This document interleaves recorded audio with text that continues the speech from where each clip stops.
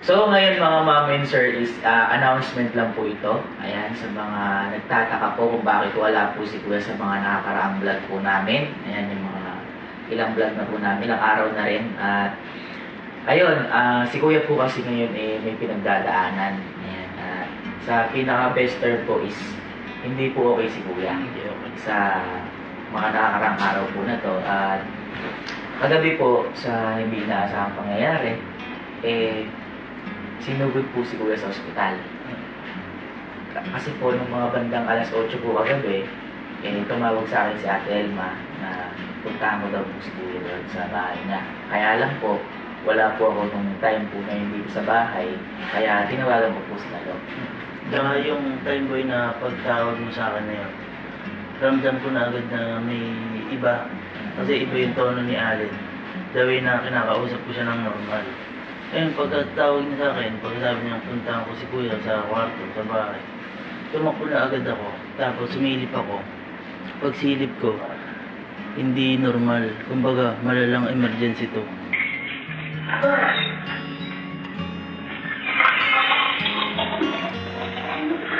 Kasi first time ko nakita si Kuya na ganun. Nakatirik yung mata. Ayun, ando si ate katabi, inaalalayan. Tapos ako, pumunta agad ako kay Kelsey para tawagin. Pinababa ko siya agad. Magmamadali kami bumaba kasi first time kong makitang ganun si Kuya. Talagang naninigas siya. Nakaganon yung kamay niya.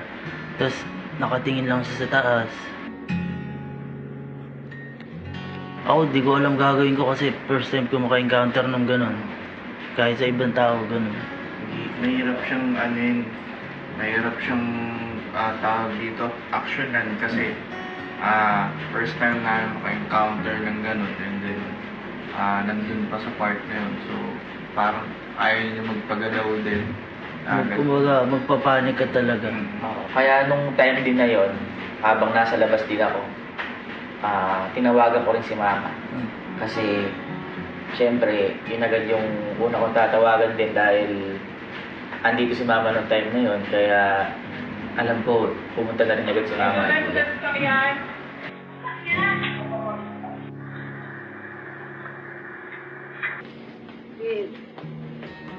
Ben? Nak.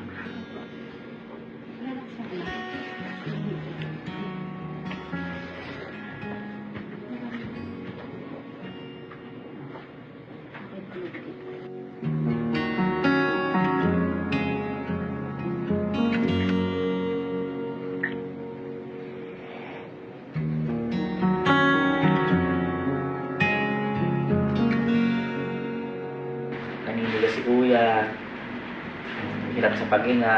Tsaka kahit boy yung... Kumbaga wala siya sa sarili talaga. Nung time na binubuhat namin siya, Matigas pa din. oo, matigas pa din siya.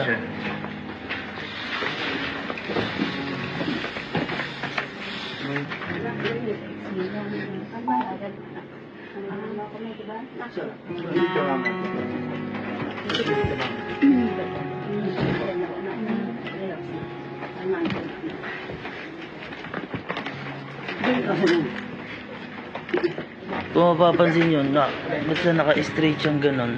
Kaya binubuhat namin siya kahit sa ulo, sapo-sapo namin. Hanggang sa paglabas ng pinto, hanggang sa sa sasakyan. Inaano nga na, kuya, bubating ka lang namin kuya. Kumbaga, inaalala namin siya kasi anytime baka mamaya kung ano mangyari, hindi natin masasabi. Kaya ayun, dinala namin sa ospital.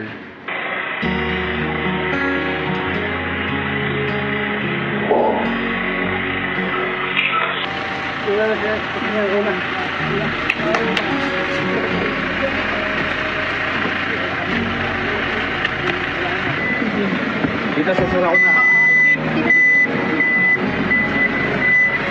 Ang kasama naman dun, sila Ate Elma, sila Tita.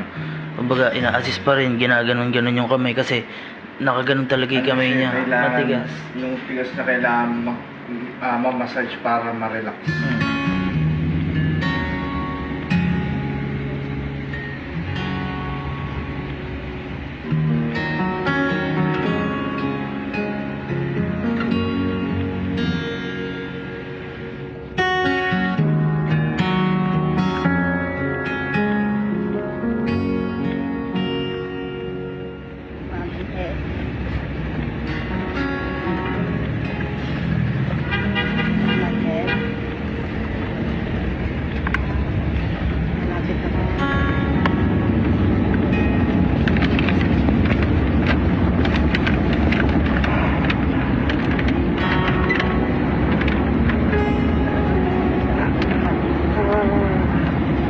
Ah,